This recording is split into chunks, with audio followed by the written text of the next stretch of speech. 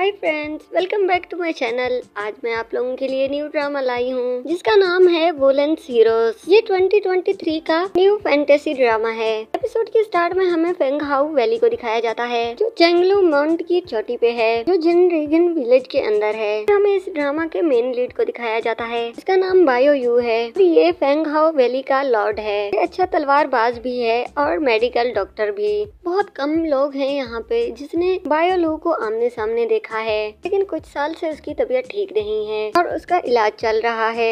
उसके पास ज्यादा दिन नहीं है जीने के लिए। वो अपने आप को जिंदा रखने के लिए जिंक्सी का इस्तेमाल करता है, मतलब कि खाता है। अंकल हाउ हमेशा उसे वही बना के देते हैं। बुक्स पढ़ने के साथ साथ वो गेम में भी माहिर हैं। हमें वो दिन दिखाया जाता है जिस दिन हमारी फीमेल लीड पैदा होती है, जिशी। वो कहती है कि फाइनली मैं जिंक्सी फेरी बन ही गई 1000 साल के बाद। वो अपनी पावर कल्टीवेशन के लिए चंगलाओ माउंट जाने का सोचती है। बाद में वो फंगहाओ वैली पहुंच जाती है और कहती है ये है फंगहाओ वैली। फिर वो अंदर चली जाती है। एक जगह पे बैठ के वो हमारे बायो यू की तलवारबाजी देख रही होती है। वो उससे बाल बाल ही बच जाती है क्योंकि उसे बायो यू नहीं देख सक रहा होता। फिर हम बायो यू को देखते हैं जो मेडिकल बुक्स पढ़ रहा होता है। उसके पीछे ही येशी खड़ी होती है कि सांस की वजह से बायो यू के बाल उड़ते हैं। दोबारा से अपने हाथों से बालों को सीधा करता है क्योंकि वो जिंक्सी के बारे में बुक पढ़ रहा होता है। ये जिंक्सी के बारे में पढ़ रहा है। ये नहीं होने दूंगी। वो फूंक मारती है और बुक्स को उड़ा देती है। बायो यू इधर उधर देखने लगता है। येशी कहती है ये मुझे नहीं देख सकता। फिर नेक्स्ट सीन में वो बायो यू के कमरे में आ जाती है जहाँ पे वो सो रहा होता है। कहती है कि मैं देखती हूँ कि यहाँ क्या है जो मुझे चाहिए है। फिर वो आराम से बैठ के स्वॉर्डशिप बुक पढ़ने लगती है। कहती है इसने ये क्यों छुपाई होगी। फिर वो जड़ी बूटियों वाली किताब उठाती है। कहती है ये ऐसा कैसे कर सकता है। उसके बाद वो बायो के पास जाती है और उसके साथ बातें करने लगती है। कहती है तुम ठीक हो। जैसे ही बायो यू की आंख खुलती है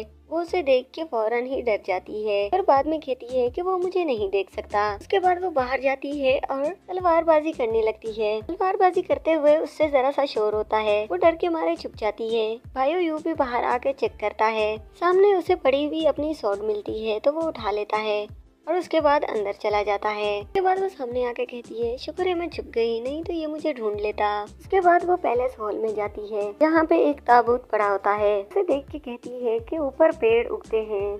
ये कह के वो उस ताबूत को खोल लेती है। ताबूत के अंदर उसे कुछ रखा हुआ मिलता है। वो खुद भी उसके अंदर चली जाती है और उसे खोलने लगती है, लेकिन उसकी नजर सामने पड़ती है तो कुछ लिखा हुआ होता है, ये मेरा दिल आपके साथ लगता है, आप नहीं जानती।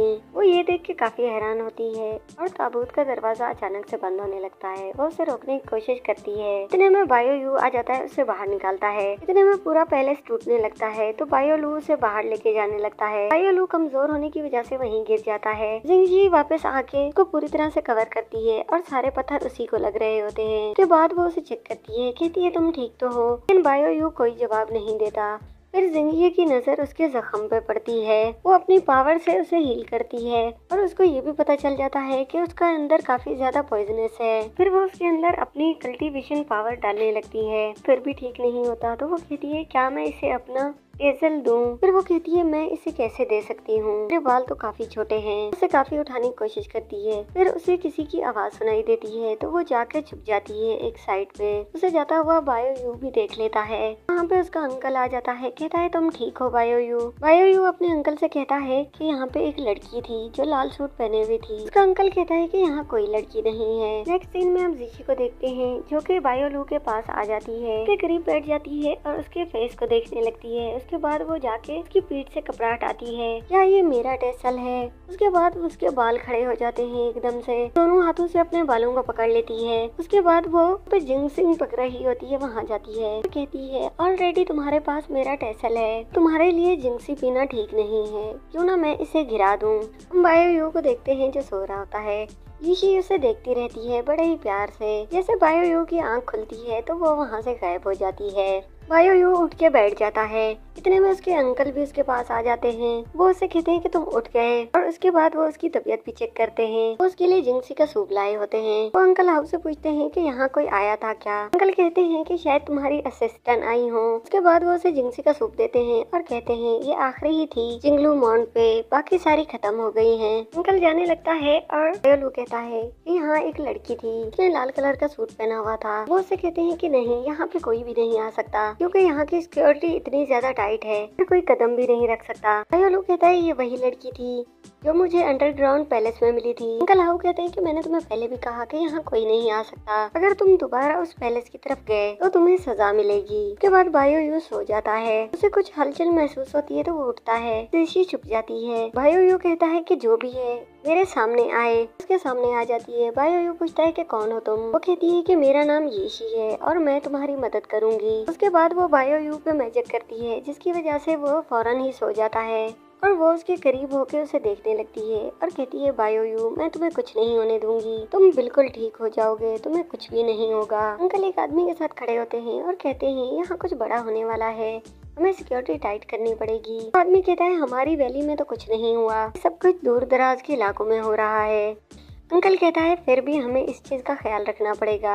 अंकल बायो के लिए भी काफी वरीड होते हैं क्योंकि वो ठीक नहीं हो रहा होता। वो कहते हैं जब तक वो ठीक नहीं होता तो हम कुछ नहीं कर सकते। येशी भी ये सुन रही होती है। कहती है वो जल्द ठीक हो जाएंगे। कहती है जब तुम नींद से उठोगे तब तक तुम बिल्कुल ठीक होगे। कहती है क्यों ना मैं तुम्हें अपना टैसल दे दूं। फिर वो कहती है नहीं मेरे बाल बड़े नहीं है, मुझे अपने बाल बड़े करने पड़ेंगे। कहती है कि हम लोग जल्द मिलेंगे। फिर हमें 6 महीने बाद का सीन दिखाया जाता है जहाँ पे बायो बिल्कुल ठीक हो जाता है और उससे मिलने के लिए उसका मास्टर आ जाता है जो कहता है कि तुम्हारी जान जिसने बचाई उसका नाम येशी है और अब वो मुसीबत में है। वो जिससे प्यार करती है टंगयांग, वो टैंगक्लेम से है। उसने जीशी को मोक्लेम भेजा ताकि वो रेन स्टोन निडल उसके लिए ले आए क्योंकि जीशी मार्शल आर्ट में सबसे ज्यादा पावरफुल है। ऐसे येशी मोक्लेम पहुंच जाती है। बाद में टैंगक्लेम के लोग मोक्लेम में आ जाते हैं। टैंगयांग आते ही सबको मारने लगता है और पूरे मोक्लेम को खत्म कर देता है। बाद में मोरो के पास आता है और उसे तसल्ली देता है, कहता है कि मैं जीशी को पकड़ लाऊंगा। वो कहती है कि इस सब के पीछे जीशी का हाथ था और वो अब फरार है।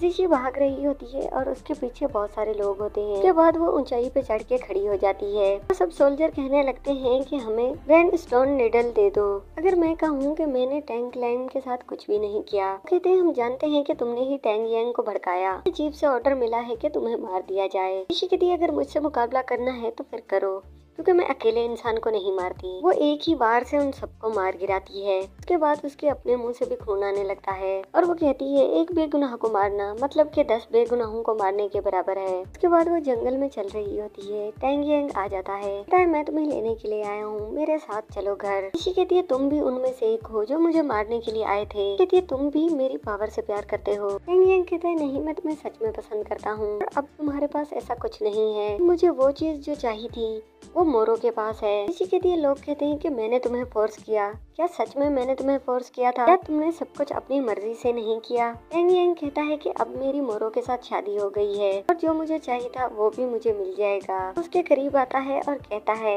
एंटल द नेक्स्ट लाइफ। ये कह के वो उसे स्टेप कर देता है। सारी की सारी निडल ऋषि के अंदर चली जाती है। कहता है कि ये निडल पॉइजन से भरी है। उस ऋषि को कहता है कि तुम्हें पता है सबसे ज्यादा पॉइजनेट क्या होता है? सबसे ज्यादा पॉइजनेट प्यार होता है। ऋषि उससे कहती है कि मुझे दफन नहीं करोगे? वो कहता है मेरे पास वक्त नहीं। ये कह के वो वहाँ से चला जाता है। काफी देर के बाद उसके पास भाई यू आ जाता है। कहता है मुझे देर हो गई आने में, मुझे पता है कि मेरी जान तुमने बचाई थी, मुझे माफ करना। फिर वो ऋषि को गले लगा लेता है और कहता है मैं तुम्हें दफना के अपने एहसान का बदला चुका रहा हूँ, तुम्हें काफी अरसा यहाँ पे रहना होगा। हो सकता है कि जब तुम वापस आओ तो तुम्हारी याददाश्त भी ना हो। दफनाने के बाद कहता है कि मैं तुम्हें वापस ढूंढने के लिए लाजमी आऊंगा। फिर हमें 5 साल बाद का सीन दिखाया जाता है जब हमारी ऋषि कब्र से बाहर निकलती है और वो कहती है कि मैं कहाँ हूँ और मैं दफन क्यों हूँ। वो कब्र में से लोगों को आवाजें लगा रही होती है। वहाँ पे कुछ लोग आए हुए होते हैं और कहते हैं कि यहाँ से कुछ आवाज आ रही है। जैसे ऋषि कब्र से हाथ बाहर निकालती है तो वो सारे के सारे गायब हो जाते हैं सिवाय एक लड़की के। उसे भी ऋषि जैसे हाथ लगाती है वो वहीं पे बेहोश हो जाती है। ऋषि उससे कहने लगती है कि उठ जाओ, तुम क्यों बेहोश हो गई? हाँ सही है, इतना तो डरना बनता है किसी को कब्र से निकलता हुआ देखकर। तो कहती है मेरा यहीं वेट करना, मैं नहा के आती हूँ। फिर हम उसे नहाता हुआ देखते हैं जो कहती है मैं कितनी खूबसूरत हूँ। मुझे लगता है मैं कब्रिस्तान में इसलिए थी क्योंकि मैं बहुत ज्यादा प्रेटी हूँ और मैं खुद ही अपनी खुदकुशी की वजह बनी। फिर वो ख्याल देखने लगती है कि उसके पीछे बहुत सारे आदमी हैं जो उसे खूबसूरत लड़की करके बुला रहे होते हैं। वो ऊपर से जंप कर लेती है, सारे उसके पीछे पागल हुए पड़े होते हैं। कहती है नहीं नहीं ऐसा तो नहीं हो सकता, लेकिन मेरी जिंदगी किसने बचाई। बायो यू वहाँ से गुजर रहा होता है, कहता है ये इसका मतलब खबर से बाहर आ गई। बायो यू उसे देख रहा होता है तो वो कहती है कि कभी खूबसूरत लड़की इसने नहीं देखी, कैसे मुझे देखी जा रहा है। कहती है वैसे खूबसूरत तो बहुत है। कहने लगती है कि फर्ज करो कि मैं तुमसे नफरत करती हूँ और मैंने तुम्हें रिजेक्ट कर दिया। तो यू कहता है लगता है इसकी मेमोरी चली गई, जैसा मैंने सोचा था। कह के वहाँ से चला जाता है। ऋषि कहती है मेरा वेट करो। वो उसे स्वीट हार्ट करके बुला रही होती है। भागते हुए उसके पीछे आ जाती है, उसकी चादर उतार के फौरन से ओढ़ लेती है और उसके बाद भी उसे स्वीट हार्ट कह रही होती है। बायो यू कहता है कि मुझे स्वीट हार्ट मत कहो।